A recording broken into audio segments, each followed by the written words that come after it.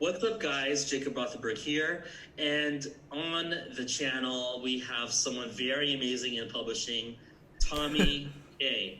How are you doing, Tommy? I'm doing great, thank you. How are you doing? Doing awesome. So, Tommy is a relatively unknown publisher in the space. However, Tommy averages a consistent $40,000 per month, and he's keep going up and up in publishing with primarily nonfiction and a little bit of fiction. But I thought that Tommy was a very unique publisher to bring on board to get to know with his different strategies that are completely unique to the publishing space.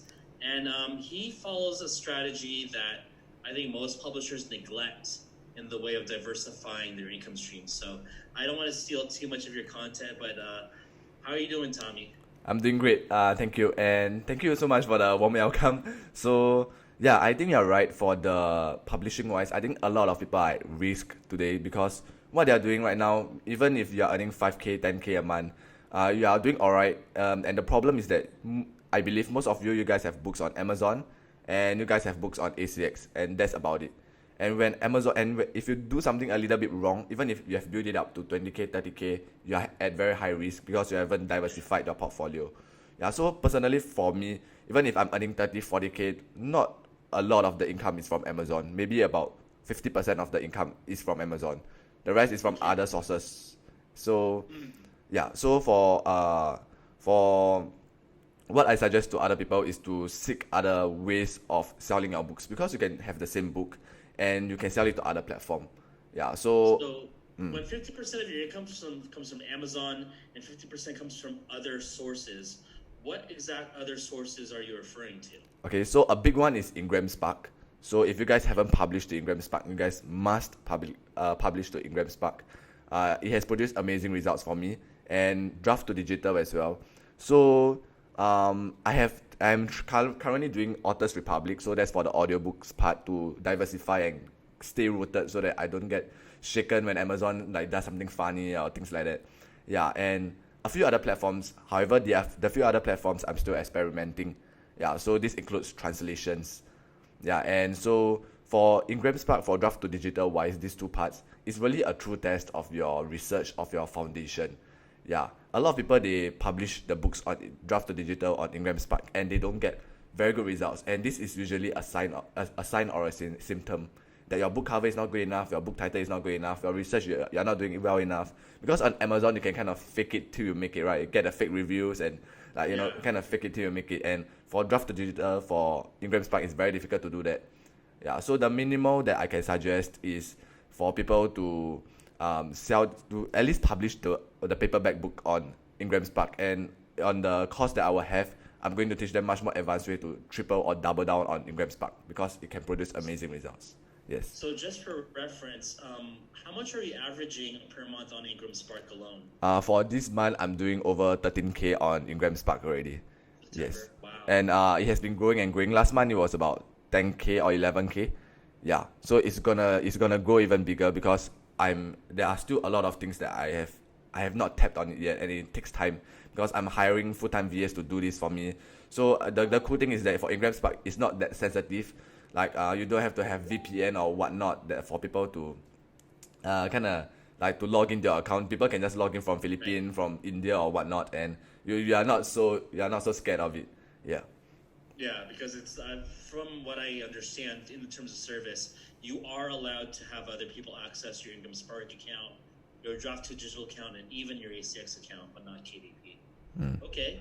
And also for reference, how many books do you have total approximately? I have over 500 books today, so it's more of 600 plus books. And when I say 600 plus books, I'm not referring to the Spanish translated books because I'm not really sure how you count that. And yeah, 10% of that is fiction. So yeah, I publish fiction, and I have gotten results from erotica. However, I'm not really passionate in that niche, so I'm really more into non-fiction. If you guys really know me, I attend the Tony Robbins courses, I attend all these kind of things. So 90% of my books are non-fiction, and I'm also doing a little bit of low content, no content right now to test it out. And for the low content, no content is really like automated, outsourced to freelancers because I don't think like it should spend up my time. Yeah, it should be something that's just gonna keep running by itself. Yes. So it sounds like the reality of it, to reach your level, to the 40,000 per month consistently level, it does take a lot of books to really get there and hold such a revenue point consistently. Would you agree? Honestly, I would agree. If you are someone who doesn't have a personal brand, like for me, no one knows me, and that's a good thing. Just to share a little bit, I'm from Singapore and from an Asia background. If you guys know anything about Asia background, if you are earning a lot of money, just keep it in your bank and keep quiet. Yeah, you don't show your results, and that was why I was very hesitant and very quiet. Like I have been doing publishing for 5 years, so yeah, it takes the quantity of books to really build up the income. If you guys look at the famous non-fiction writers like S.J. Scott, like there's another one, the Pete Hollins. He's someone pretty new, but it's actually from another non-fiction writers. If you guys are unsure, you guys can just go Amazon and search on S.J. Scott or something. They also have a lot of books. Even though they write books themselves, they still have a lot of books. And why is that? Because you really need the books to pump up. And when you guys publish a new book under a pen name, it kind of exhausts after some time. So you need a new book, so people see the new book and they're like, hey, maybe this guy has something to share, so why not I get another book of his, and blah blah blah, so on and so forth. So if you only publish 1 or 2 books or 3 books and you're not James Patterson, you're not Harry Potter, you're not gonna have much results for self-publishers like us. And I believe a lot of you can resonate with me on that. Yeah. Okay, and a lot of beginners too are watching our channels and our video. I'm just thinking, what advice can you give for someone that's just starting out, maybe making 1,000 or 2,000 a month and trying to reach 10,000 a month? Is it just about publishing more books under all the platforms, or is there a particular strategy you would advise? Okay, let me think. So I'm trying to imagine myself if, let's say, I lost everything and right now I have $1,000. I'm making $1,000 a month. What I would do? So first of all, I would quickly create a writing agency. Yeah, so it depends on how much you have to invest. So I will create a writing agency on Upwork so that I have quality writers at a not too expensive price. So that's one thing I would do it because right now budget is a constraint. So that's one thing I would do, and I'll hire full-time VAs to do the cover designs and stuff like that. I would honestly still do draft to digital. I would honestly still invest and do Ingram Spark. I would purchase 1,000 ISBN minimal, so that is $1,500, and I would just publish it that way. And yeah, I will use what I know and just build it on the system. So publish more books and then building a brand, doing the mailing list, and don't underestimate the mailing list, because this is something where even after 5 years and even after having thousands of emails, I still underestimate it. I still do not fully utilize it. And yeah, so that would be the advice I would give myself back when I was earning 1K a month. And if in today's context, in the 2020 today's context. Yes. Yes, I don't certainly want to reveal your niches or what genres you publish in for nonfiction, but is it fair to say you have several email lists at this point that you manage for your brands? Yes, and it's honestly not a lot. For example, and that's also a problem with my mailing list. So I would want to tell you guys that even without a mailing list for nonfiction, you can do pretty well, because I am not doing super well with mailing list, honestly, and I'm just gonna review it. So for me, my mailing list, I have health and fitness. So these are all the diet things, and I'm doing business and money as well. So these are all the investing kind of things. I'm doing self-help. So these are all the like procrastinate no more and things like that, like technique, time management and things like that. So these are the big 3 for me. Yeah. So basically, I only have like one each. So for anyone that purchased a keto diet book or a paleo diet book, they will just go to this landing page. They will just get this free bonus, and that is what I mean when I say I'm not fully utilizing it. And on the back end, I only suggest them to I don't even send out a lot of automation emails. I just suggest them to go to a ClickBank site to get this item if it's gonna help them. So it's pretty general, and yeah, everything is pretty general on the mailing list site, because that wasn't my focus back then. Yeah.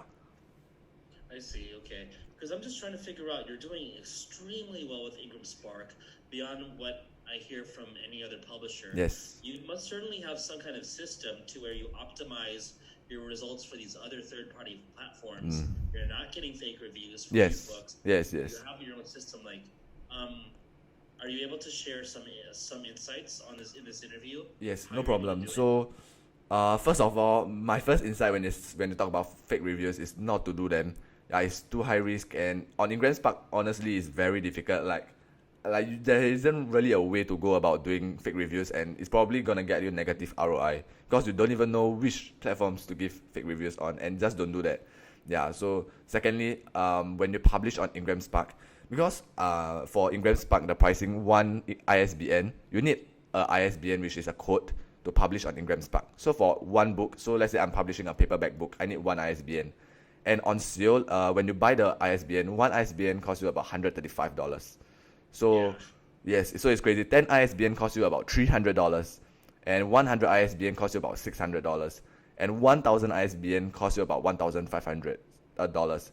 So my advice is if you are new, partner up with someone. You guys share the ISBN, so the both of you can purchase the 1,000 ISBN together. That's the minimum I would suggest to purchase the ISBN, so you guys save on the cost.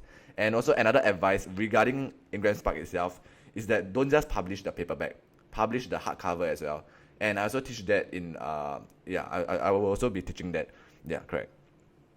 Okay, what I'm finding very interesting about you, Tommy, is that your mentality is that you run this as a business. Yes. It does not even shake you one bit to say you need to invest $1,500 for 1,000 ISBNs. Yes. This is not some kind of hobby. You're running a real business Yes. here. Yes. So, I mean, with this in mind, going back to your background, were you always running this as a serious business from the start, or was it like a hobby you scaled up over time? Obviously not. For you guys who don't know me yet, I'm 21 years old this year. So with 5 years of experience on self-publishing, I was 16, 17 when I started on this business. So back then, my mom was a butcher in the market, so very hardworking woman, and I was helping her out during the weekends after school.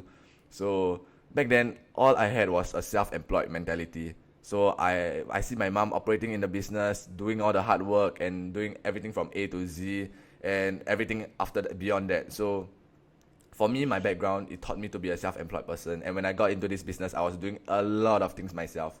Yeah. So one of my gift and my constraint, I believe was my gift, was my inability to write. Because as a 16, 17 years old guy, and in Singapore, our English is definitely not the best. Yeah, we learn English and Chinese. So for me, my English was, it was like alright, and I couldn't write any books, so I had to outsource all the books. And that taught me, number one, to learn how to outsource the writing, because that is very important.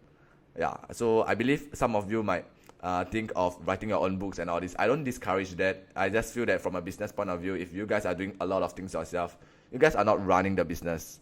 You guys are owning a job. You guys own a job. You guys don't own a business. So a lot of this mindset shift actually happened because I invested on myself. So I attended Tony Robbins courses, and a lot of them I spent tens of thousands of dollars. And I also went to approach business owners and network with them. So I asked them out, hey, can I buy you a meal? And can I learn from you? So these are people who are 7, 8 figures. Some of them very, very up high 8 figures. So there are people from Africa. There are people from all over the world, because during these conferences, these seminars, there are a lot of people. So I just seek them out and learn. Yeah, and they are like, what the heck? You don't have any employees, you don't have any full-time staffs running it. Like, you need to get them. Like, you need to have a team. So I'm like, oh shit. And I was thinking for the past 1 year, I keep thinking and thinking and thinking. So it was only the past 3 months or so that I started to delegate a lot of the work. And now I have 6 full-time VAs, and I'll probably be hiring more. Yeah, and the 6 full-time VAs, 5 of them are just working on the self-publishing business. Yeah. Wow. So the mindset shift is, do you want to be a business operator who is struggling, or do you want to be a business owner who is thriving? Yeah, because that's a big difference. Yeah. I agree. And, I have one VA manager, and I still feel like he's even not enough for all my needs with Yes. all the facets of the business, certainly. Okay, so you've always been pretty serious, and after lots of output, obviously, that's how you reached where you are. Yes. Yes. Okay. And for the project manager wise, I honestly do not encourage, because I've been there. I do not encourage one project manager to manage everything. I would feel like you have to build a system, and then the several VAs must work in that system. So one example I use is I use Google Drive. You can use Dropbox. So one of the example is you can send someone an editable link so that they can upload things, and then you can send someone a viewable link so they can only download things. So these people with the viewable link, they are the ones who publish it for you on whatever Ingram Spark, Draft to Digital, and whatnot. Yeah, so I would recommend building a system. Yeah. Wow. Okay. I might have to talk to you after this interview about systematizing my business and maybe hiring you for that, for something worth your time. But in any case, I mean, there's just so much that you can share. I mean, do you have like a course or a mentorship program you're offering? Yes, I'm currently building a masterclass, an online masterclass for people who, honestly, I would want to serve people who are like at the 10K, at the 5K, or at least they have started, yeah, at a 1K level of self-publishing. But I also go through the basic steps for complete beginners. And I think these are important because a lot of people, they don't get the foundation right. And then when they go to draft to digital, they go to Ingram Spark, they're like, what the heck, my book cover is alright, like, like I feel my book cover is nice and things like that. Why are they not selling? And this is just the truth just hitting you right in your face, because on Amazon, like I said, you can fake it till you make it, and on these other platforms, I really don't think you can fake it till you make it. Yeah, and my honest opinion is don't try to fake it till you make it, because eventually it's gonna end up the same way. Your account is gonna get terminated and shit's gonna happen. Yeah, so for my masterclass, it's all white hat. I'm not gonna go gray hat. It's gonna be building a long-term sustainable business.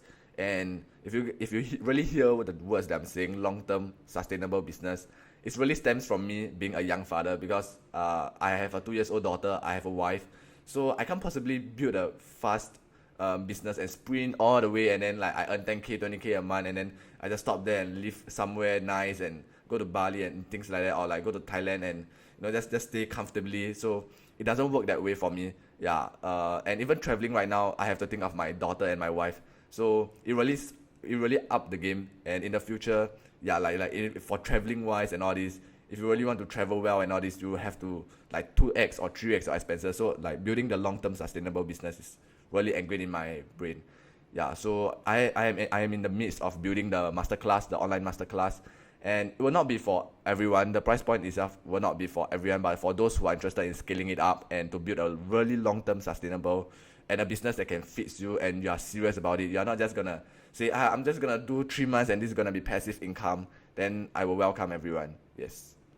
Right, it's not a cookies cutter system. Yes. You're really building a legitimate business here that is hopefully sustainable with all the platforms that you're going to be setting up on. Yes. Right. And do you have yet a name for the course or program? For me, I'm gonna call it Self-Publishing Pro. Self-Publishing Pro, okay. Yes. And do you have a release date in mind for this? I have a pre-launch date. This is gonna be something that I'm gonna spend a lot of time and effort on. It's not gonna just be a few weeks or a month where I just rush things up and do it well. The videos are gonna be very high quality. So I'm gonna pre-launch it probably a month or two from now.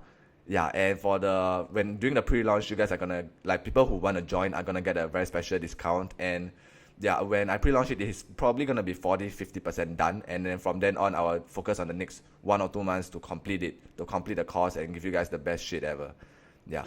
So that'll be the thing, because yeah, I think this is part of legacy, and I do not want to give something that's like of half-ass quality, and I also don't want to let anyone wait too long for the course release. So I want to pre-launch it and let you guys have the juicy things inside first, and you guys can follow along as I build the course and I finish it, and you guys can see me building it. So I think that would be pretty cool. Yeah. Great. And so what I'm going to do, Tommy, in case people want updates on the course, I'm going to actually, below this video on my channel, Yes. I'm going to provide a link to your YouTube channel. All right. So people can follow you, subscribe, and stay attuned with any content you have leading up to the release.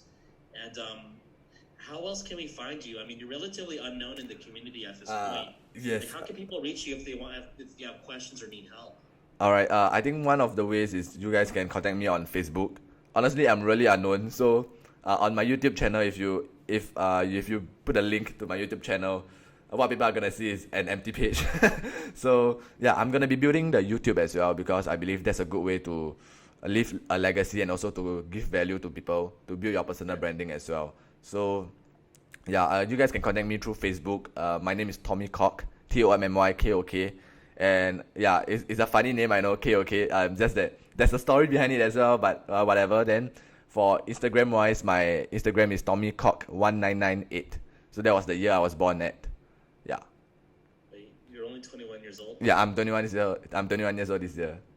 No, last time I thought you said 31. I'm like, well, you're No, awfully no, I'm 21, 21. 21. Yeah, And you sorry. made 2001. Wow. Yes. You have a very bright future ahead of you, dude. Crazy. You guys Thank keep you. getting younger and younger with the amount of money you make. Yeah, and I realized that as well because the people that I know that are making six figures a month, a lot of them are just 22 years old, some 19, Yeah. some 23, 24. And 24, 25 years old is like a very old age in this space of online space already. So wow, Really? it's getting really crazy. Yeah. There's an affiliate marketer, a course seller. He's only 22 years old and he's making like six figures a month. Yeah, not a year, Wow. it's a month. And I'm like, wow, freak, that's crazy. Yeah. I'm 31 years old and I'm not a millionaire yet. Do I still have a chance, Tommy? Can I Yes, of still make course. it? Yes, of course. It's never too old. You're never too old and never too young. Okay. Okay. Thanks. Is there anything else you'd like to say in closing to anyone watching? Um, okay, so I think that something who resonate with you guys a lot is that you guys are thinking, hey, most of you would probably have attended Jacob's course, which I think is great because Jacob is a doer. He does what he says, and one of the things which might be restricting you guys is you guys might be thinking, I have already attended his course. Why should I spend money again to attend your course or things like that? And my answer to that is always because I do the same thing. And let me ask you guys a question. Sometimes when you guys hear what Jacob said, do you guys hear 100%? Do you guys absorb 100% of it? Probably not. And also, does every course have different strategies in them that might differentiate your business? My answer is yes. And for me, after spending like over 30K, and that was when I was 20 years old. So I spent over 30K in books, courses, masterminds, mentorships, seminars, and things of the nature to reinvest in myself and learn. I have attended the same courses again, and the most impactful part was when I attend the same course, the same seminar the second time. So for you guys, that was the Unleash the Power Within by Tony Robbins. I'm not promoting him, but I'm a big fan of his work, and I've attended his upsells as well. So when he upsell, a lot of people are like hating on him, and I was like, wow, shit, that's amazing. Like I was getting goosebumps, and I'm like, fuck, let's do it. And I actually signed up with another guy who was a millionaire, very successful man, very young. He's only 32 years old, and I managed to become pretty good friends with him. So that was another thing that I earned from signing up and networking with all these incredible people. So if you guys are thinking like, do I still need another course or whatnot? My answer to you is that if you are confused, if you are lost, you haven't really found an answer yet, I believe that I could help you guys a lot. I cannot say that I can guarantee I can make you 10K, 20K, 30K, 40K a month. But what I can guarantee is I can give you guys my best, and that you guys are going to receive something unique from the publishing space. I'm 100% sure on that. You guys are going to get very unique strategies. Yeah, that is unheard of in the publishing space. And that's how I got to over 5 figures on Ingram Spark. Yeah, there's a way to do it. Yes. Okay, and I'm just curious too. How much are you making on ACX right now? For last month it was about 20K. Yeah. Ooh, Yeah. $20,000. ACX honestly is not difficult. ACX is not difficult. However, for me the amazing part, I will not be amazed when someone tells me that they make 30K on ACX. But when someone tells me that they can make 3K on Draft to Digital or they can make 13K on Ingram Spark, I'll be like, whoa, bro, how do you do that? Yeah, because this is that's much more sustainable. impressive. Yeah, I it's agree. much more sustainable. Yes. Yeah, much more sustainable too. Yeah, but of course the gains there is so like amazing from ACX. Like, oh wow, yeah, the money in our Pioneer and stuff like that. It feels good, definitely. Yeah. Yeah. Yeah. Awesome. Well, man, I'm gonna have to like enroll in your course too. I think there's still a lot to learn on all levels of the spectrum Yes. in publishing from you. So certainly everyone should check you out. So thank you for being on my channel, Tommy, and I'm sure this is going to be on your channel as well. Yes. It's been an honor actually to get to start to know you, and I hope to see you more too in the online space of publishing forums and Yes. such. So, again, I hope, Tommy, did you join the Publishing Evolution? I'm sorry, no. I haven't. Come on, man. Like, okay, so guys, reach out to Tommy directly, and he'll be able to answer any questions you have preliminarily about strategies he has along with his course. And likewise, I'll stay in tune with you, and I'll be sure to follow up when your masterclass comes out, as that's very exciting. Yes, and I just want to honor you and thank you for the content that you give on YouTube and for putting up this later interview. that you host for me, and yeah, I just honor you for being a doer, for being an action taker as well. Because yeah, in today's world, I think that is very important. Like you can't just be good at teaching. I honestly feel that you have to be good at doing as well. Yeah, so that's why I love people like Gary Vee, Grant Cardone, Tony Robbins, because they are really doers. They are the shakers and the movers of the world. So I honor you for that, and thanks a lot for hosting this interview. Yeah. Oh, certainly. You have to practice what you preach. But okay, thank you, Tommy. It's been a pleasure. We'll be staying in touch. And likewise to everyone, we will see you later. So check out the links below, and we'll all take care. All right. See you guys. Thank you. Thank you.